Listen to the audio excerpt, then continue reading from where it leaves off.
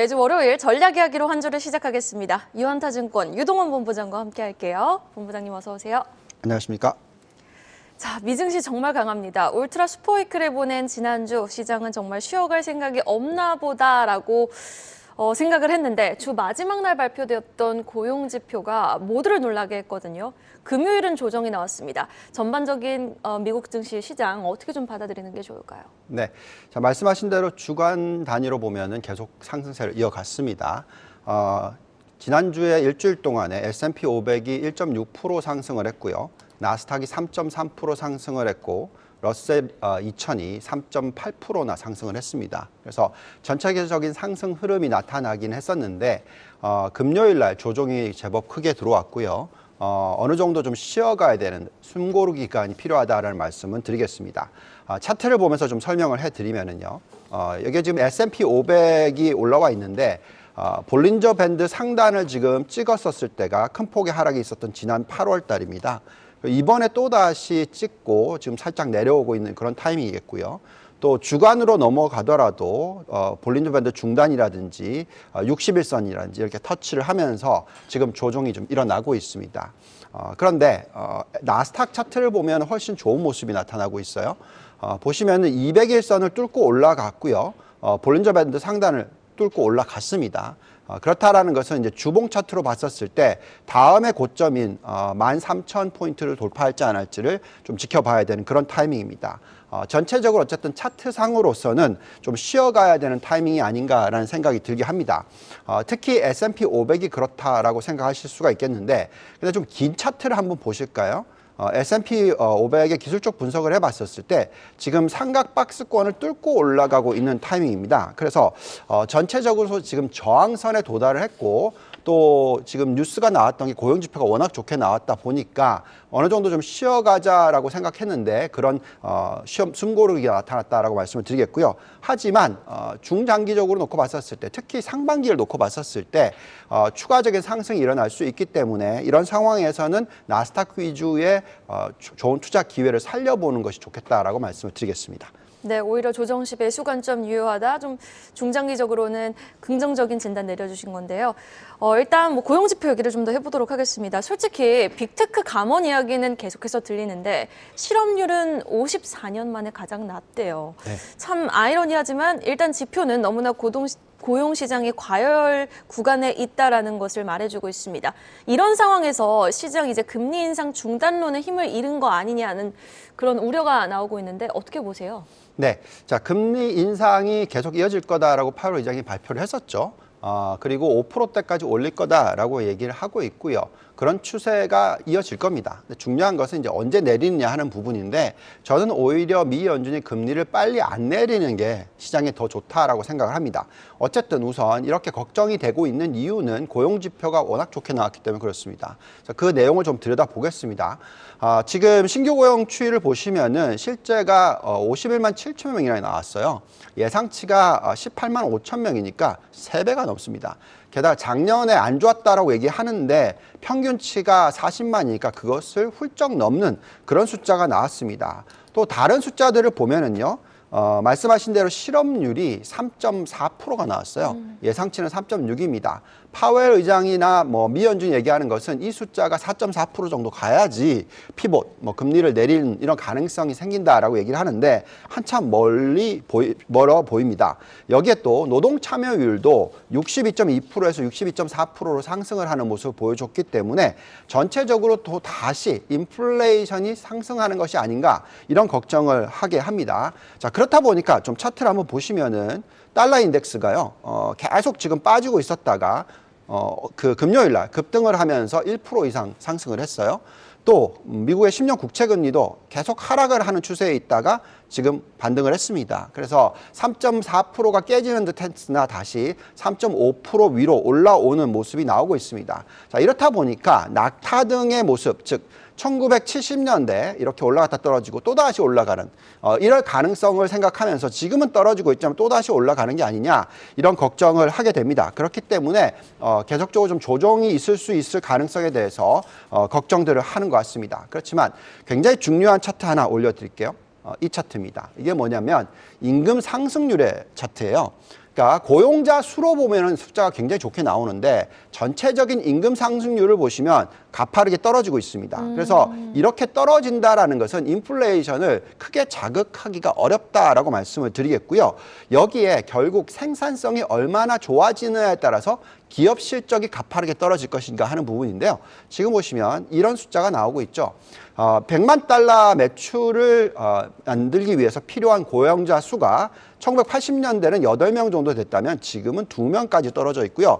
이게 떨어지는 폭이 적다라고 생각하시겠지만 퍼센트지로 따지면 상당히 빠르다는 겁니다. 그래서 이런 부분을 감안했었을 때 여전히 지금은 시장이 인플레이션으로 다시 되돌아가기보다는 어느 정도 안정적인 골디락스 구간으로 돌아가지 않을까 이렇게 보여집니다.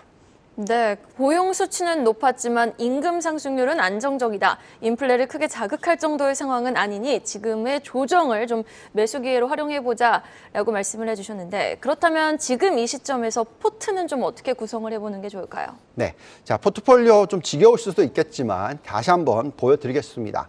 지금 보시면 선진국 투자 비중을 70% 정도 가져가고요. 신흥국 투자 비중을 30% 정도 가져갑니다.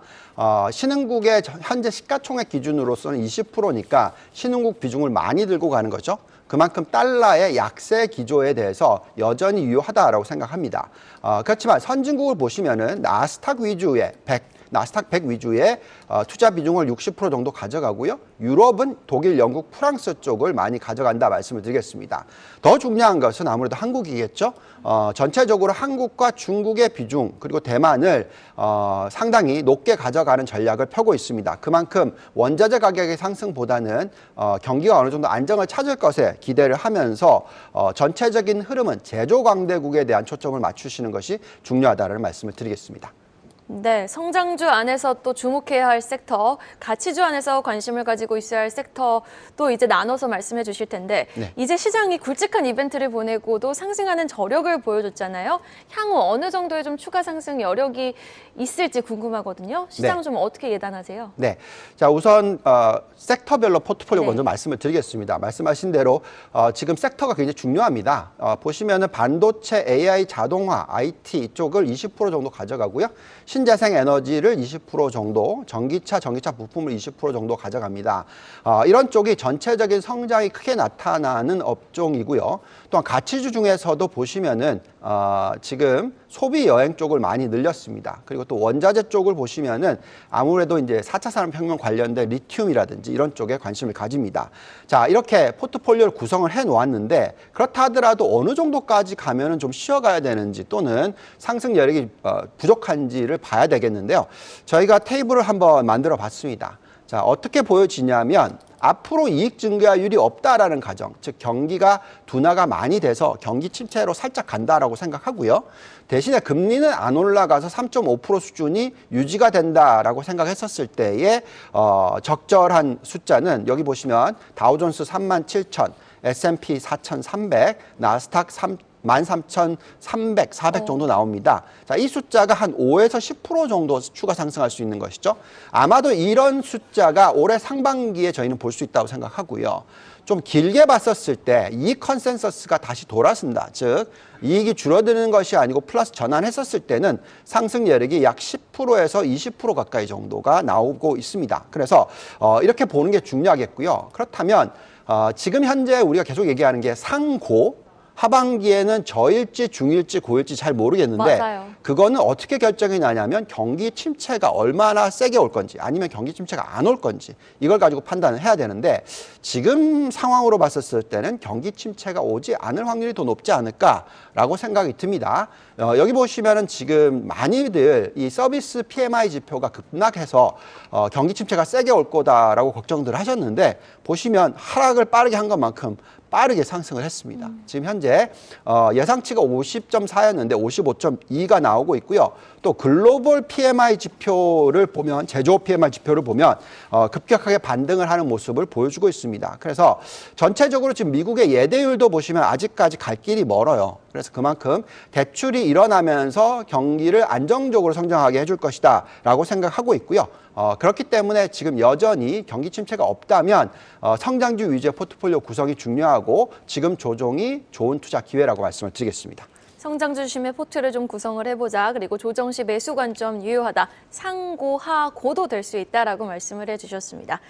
자, 그럼 마지막으로요. 글로벌 매력도가 높은 종목도 20가지 20선을 꼽아오셨다고 해요. 궁금합니다. 어떤 종목들이 올라왔습니까? 네.